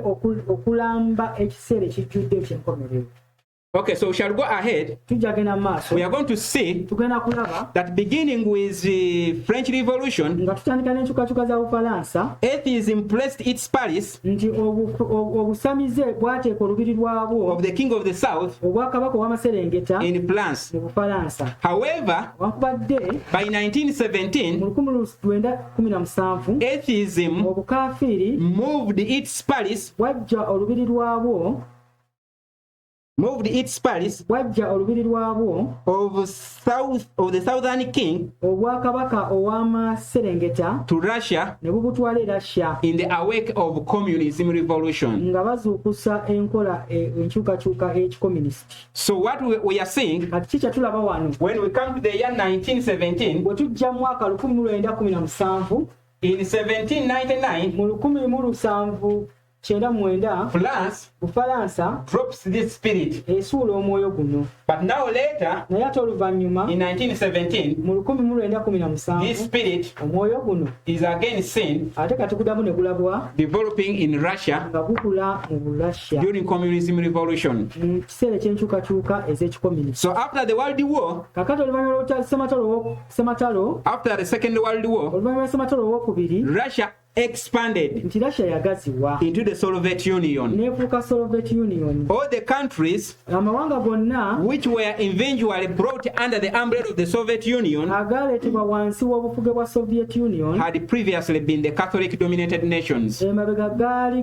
gafutibwa gaali matwale g'Abakatuliki. One by one, Limu ku limu Catholicism Obukatuliki was losing its power nga tebukyabalinako maanyi as communism revolutions ng'ate enkyukakyuka was z'ekikomunisiti spreading throughout the world. nga zo zigenda zisaasaanira ensi yonna. So for that reason, N'olw'ensonga eyo now Russia, kakati Russia Soviet Union, Soviet Union became the great enemy n'afuuka omulabo omukulu of the papacy. owa Papa. So France Kakati Bufalansa is no longer his enemy. takyali kati mulabe we. Remember, he has dropped all the principles, Jjukira nti byonna byabadde akola wano abisudde. and now he has gone back Kakati azzeeyo even to Catholicism. n'okuddamu okuba omukatuliki. But now there is a problem, Kati waliwo ekizibu, another power amaanyi amalala that is manifesting the same spirit nga galaga omwoyo gwe gumu as the spirit ng'omwoyo that was manifested gwalagibwa in France mu Bufalansa that took the papacy away. obwawamba Papa ne So this bumutwala. was to be his now great enemy. Kati ono yali alina okuba omulabe we omukulu. So we are going to see that on November 7, Katugenda kulaba mu gw'ekumi nga 7 1917, 1917 when the Soviet government came into power, nti Soviet government bwe yajja mu buyinza it was characterized nti yali erina ekikifaanaga by very many changes in its principles. yalina enkyukakyuka nnyingi mu mateeka oba mu nkola zaayo. We shall see that in these changes, Tujja kulaba nti mu nkyukakyuka zino the spirit of Sodom and Gomorrah nti n'omwoyo ogwa Sodoma ne Gomora was introduced into this system, era nagwo gwayingira mu nkola eno where marriage issues ensonga ez'obufumbo were no longer entrusted to the church, nga tezikyako kwasaganyibwa na kanisa, but these marriage issues naye ng'ensonga zino ez'obufumbo now we are entrusted to the government kakati nga gavumenti ezivunaanyizibwako and spouse as individuals. era n'abantu nga sekinoomu. So someone could wake up one day Omuntu ng'asobozuuka olunaku lumu and chose to divorce, n'agamba nti gwe nkukyaye and he was free to divorce. era ne baawukana. and children born outside the marriage vows, era abaana abazaliddwa w'ebirayiro they were announced kakati ne balangirirwa to have the same rights okubanga nabo balina obuyinza bwe bumu as those nga bali who were under the marriage vows. nabo abali wansi w'ebirayiro. So other spirits of Egypt kakati emyoyo gyonna emirala egy'e Misiri were also manifested nagyo gyalagibwa in this communism revolution, mu kikomunisiti mu nkyukakyuka zino ez'ekikomunisiti or in Russia. oba mu Russia. So for that reason, kati n'olw'ensonga eyo now the king of the south kakati kabaka ow'amaserenge is going to change from France agenda kukyuka okuva mu in Falansa this second battle mu lutalo luno olwokubiri to who? afuukaani To Russia afuuke Russia or to USSR. oba USSR. So implying, nga kiraga now this is how the verse is going to read. kakati olunyi lugenda kusoma And the papacy nti era paapa shall come against ajja kujja okulumba Russia alumbe Russia or Soviet Union oba Soviet Union like a whirlwind ng'embuyaga with chariots, ng'alina amagaali with horsemen, ng'alina bebagadde embalaasi and with many ships, era n'amaato mangi and shall enter into countries era ajja kuyingira mu mawanga and shall overflow era aliganjaala and pass over. era n'agayitamu. So I think now it is making sense. ndowooza kati kikola amakulu If it says shall enter into countries, yawaga nti ajja kuyingira mu mawanga. we know that USSR tukimanyi nti USSR now was made up of countries. yali erina amawanga mangi. We know even we come here to East Africa, tukimanyi notujja wano mu East Africa Tanzania was part of the Soviet Union. Tanzania yali kitundu ku Soviet Union. So the papacy kakati paapa was to enter yali wakuyingira into these countries, yayingira mu mawanga gano was to scatter them, yali wakugasaasaanya was to overflow, yali wakuganjaala and was to pass over. era yali wakugayitamu. So how was the purpose to come like a whirlwind? kati paapa yali wakujja atya ng'embuyaga. So the Bible tells us bayibuli etugamba in Isaiah 41, mu Isaaya we're not going to read there. Isaaya 41. They are going to just note down. Okay. Those who review the videos, the verses are here. abanaalaba vidiyo enyiriri eziri wano. So Isaiah 41, mu Isaaya 41 verse 15 to 16, olunyolo 15 it's telling us the characteristics of a whirlwind. atunnyonnyola ebyo ebikwatagana n'embuyaga. So the whirlwind, nti embuyaga eno it scatters. nti esaasaanya. Are we together? tuli wamu. Then in Proverbs kakati mu ngero 127, engero esula esooka 27 it tells us atugamba that the whirlwind nti embuyaga destroys esaanyaawo or it washes away. oba eyera buli kimu. So implying the papacy nga kitegeeza nti paapa was going to come like a whirlwind and scatter yali wakujja ng'embuyaga asaasaanye the territories of Soviet Union asaasaanye amatwale ga Soviet Union and destroy the Soviet Union. era n'okusaanyawo Soviet Union. But the Bible is telling us bayibuli etugamba he was also to come with chariots and horsemen. era yali wakujja n'amagaali n'abebagali. When you go to Exodus bwe tugenda mu kuva chapter 14 verse 9, essula 14:9 it tells us the horsemen, atugamba nti abebagali embalaasi the chariots of Pharaoh, n'amagaali ga Falaawo and his horsemen, nti n'abo n'abo abavuga embalaasi and his army, n'eggye lye lyonna represent military power. litegeeza amaanyi ag'amagye. We know after releasing the children of Israel, nti oluvannyuma lw'okuta abaana ba he Isirayiri realized later that he had made a mistake. yakitegeera oluvannyuma nti akoze ensobi nnene. So he decided kati to n'asalawo go for them and bring them back. agende abakima abazze. But when he was going for them, naye bwe yali ng'abalumba he went with horsemen, yagenda n'abebagala embalaasi with chariots, n'amagaali in order to bring them. okusobola okubakomyawo. So we see these ones are representing kati tulaba nti bano bakiikirira military power. bino bikiikirira maanyi g'amagye. We can also see it in Isaiah era tusobola nokiraba ne mu Isaaya 43, olunyolwa essula ya 43 verse 16 to 17. 16 paka 17. It also represents the horsemen, the chariots and the horses, era naye akiikirira amagaali n'embalaasi, the army and the power. amagye era obuyinza. So implying nga kiraga the purpose was to come against Soviet Union paapa yali agenda kulumba Soviet Union with military power. ng'akozesa magye. But the Bible is also telling us naye bayibuli era etugamba was to come also with ships. agamba nti era yali wakujja n'ebyombo. So when you go to Psalms 107, nga tugenda mu Zabbuli 17 verse 26, olunyolwa 23 it tells us that the ships, agamba nti amaato they do business in great waters. nti go gakola bya busuubuzi mu mazzi amangi. So implying nga kitegeeza the ships are connected with what? nti amaato With business. gakwatagana byanfuna. or with economic power. Then Proverbs 31:14, it also tells us that the ships are connected with food. What they do, they bring food for the businessmen. So implying that the papacy was going to come against USSR with military power, with economic strength, and was going to enter into his territories and was to scatter them and was to pass over. So we need to ask ourselves the question, where was the papacy? Where was the papacy to get the military power and economic strength? Because we saw that year 1798, the power was taken out from him. So, and the economic strength. So how was he going to retaliate? So we are saying history was going to repeat. We need to ask ourselves the question, how did he come on seat here and rule for 1260? So when we go back to history, he went and looked for the superpower of the superpower in his time, during his first rise. So when you go to the 500s, so we have plans. It is interesting that plans is the first power that enabled him to come on set, and it's the same power that scrapped him on set. So what happens in these 500s? Papa went and convinced the plans and made him to change his religion. So France was a paganistic nation, but he convinced him until when he became a Christian. So France, actually we're told in history, was the first birth, was the firstborn of the Roman Catholic Church from paganism. So through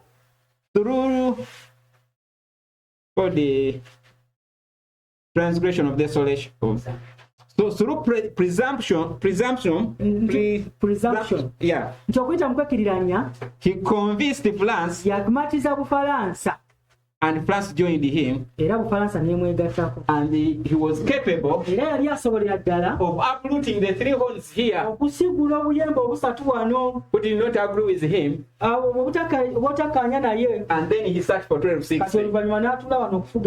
Actually what he did, he did not only convince France, but he convinced even other six. So the seven powers, they gave him power, and he uprooted the three horns.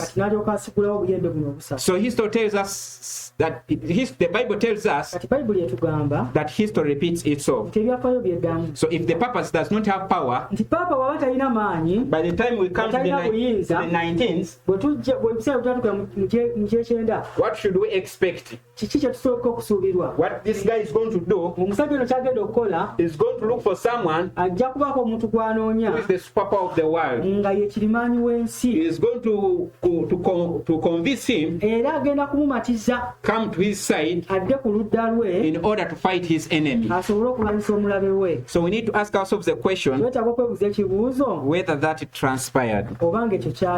So when we go to the book, if you have time, go and read this book. It's called the Time Magazine. You can access it on the internet. So this book is telling us about the Holy Alliance,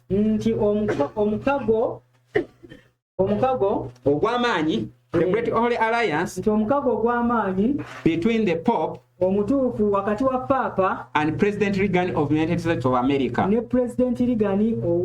America. So we are going to see, Kati tugenda kulaba, if we go to this book, bwe tugenda mu kitabo kino, let me just read only this paragraph. Kansomeyo ebigambo bino byokka. He says agamba nti only President Ronald Reagan nti President omukulembeze Ronald Reagan and the Pope John Paul II ne Papa John Paul II were present in the Vatican Library mbali mu ssomero ly'ebitabo mu Vatican on Monday, ku Monday, June 7th, ng'omukaaga 1982. So this is the year kati ogwo gwe mwaka when this man omusajja oyo began to convince America bwe yatandika okumatiza America to come on his side okudda ku ludda lwe so that they may overthrow communism. kati basobole okuwangula ekikomunisiti. It says it was the first time agamba kyekyali ekiseera ekisooka that the two had met. babiri bano okusinkana. So we know in the past tumanyi nti emabega eno the American presidents abakulembeze ba America were not coming closer to the papacy. baali tebeesembereza papa. These are great enemies. bano baali balabe b'amaanyi. But when we come to this year, naye bwe tutuuka mu mwaka guno, what happened? ki ekyaliwo? These two are meeting for the first time. bano babiri basinkana omulundi ogusooka. And what took place? era ki ekyaliwo? He says it was the first time that the two had met. kiko gwali omulundi ogusooka bano babiri okusinkana. And they talked for 50 minutes. era baayogera eddakiika 50. In that meeting, agamba mu lukiiko olwo Reagan and the Pope Reagan ne Papa agreed to undertake nti bakkaanya okugyawo the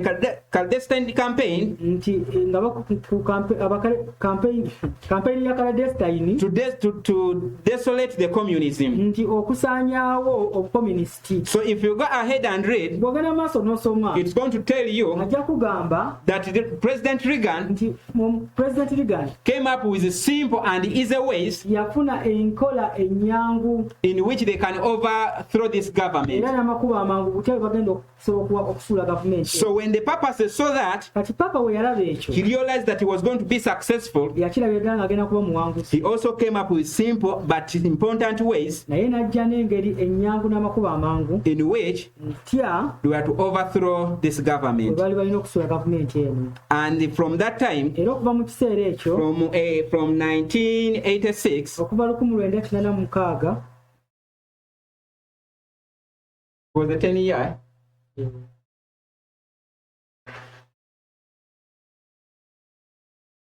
Okay.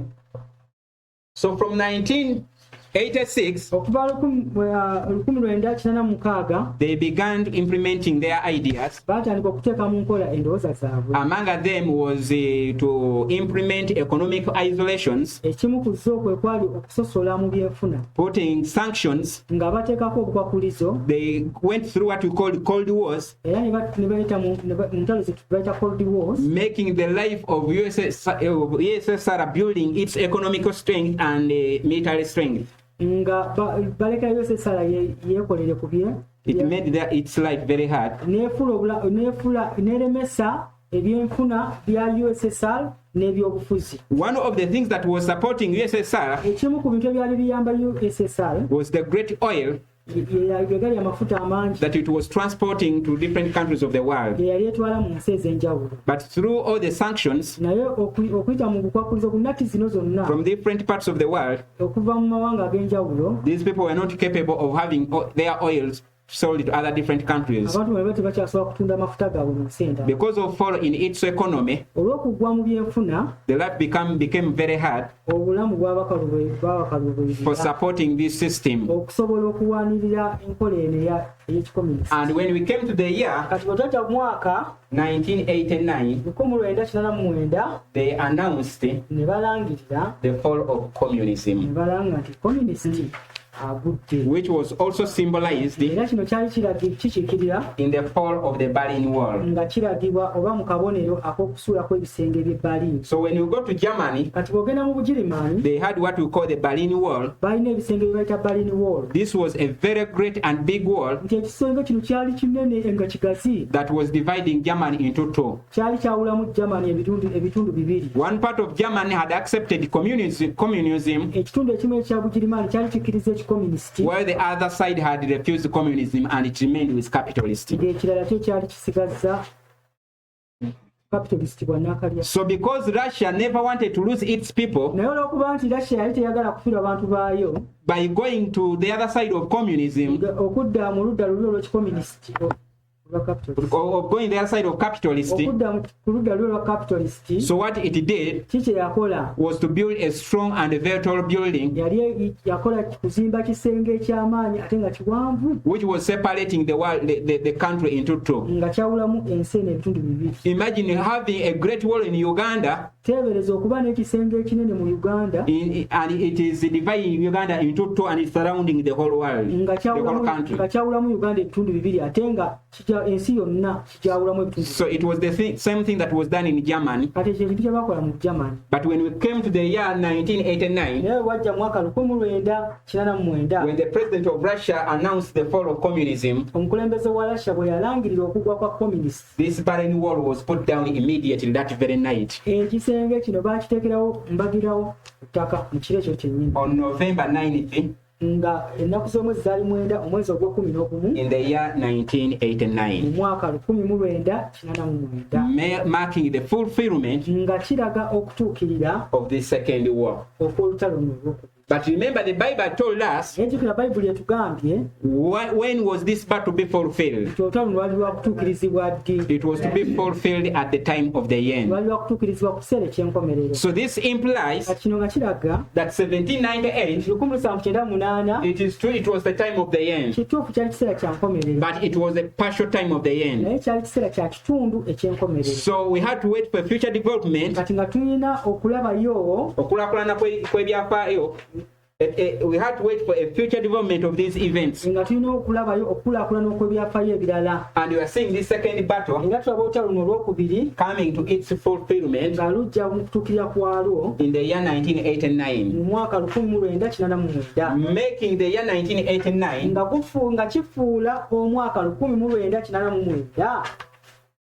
full time of the end. So 1989, 9th November, is the full time of the end. But we saw what is associated with the time of the end. Many shall be purified, many shall be made white, and many shall be tried. Implying that when we come to this year, there is a three testing process that must go through the lives of God's people. They must be purified, they must be made white, and then they must be tried. So this implies that the history that happened from 1798 throughout to 1888, this history is going to repeat itself. Implying this year is marking a year when the angel of Revelation 18 was to begin again his work. But not beginning with the loud cry, but by repeating again the first, second, and the third angel's message in their order. By first inviting people to receive the promise of God, and then directing them to pass over,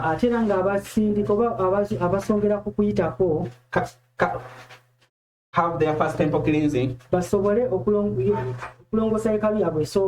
and then come to the door of atonement, or to the loud cry, and receive their second temple cleansing.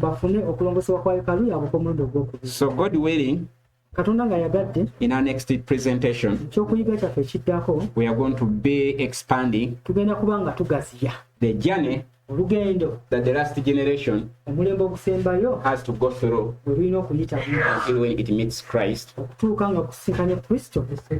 at his second coming. Try white, then tried. So we are going to be expanding on how we are going to go through the first, second, and the third angel's messages. So we shall see that from 1989, we shall be walking a journey, going to Passover. After Passover, ahead of us, we should be hoping to find a firm platform, which is Pentecost. After Pentecost, we should be expecting a shaking, which is connected with the blowing of trumpets. And after the shaking, we should be expecting the loud cry, which we saw that it is connected with the Sunday law,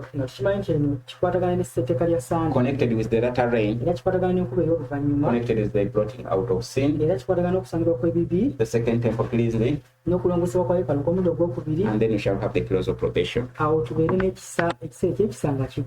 may the Lord bless us as we think about those points. Let us pray.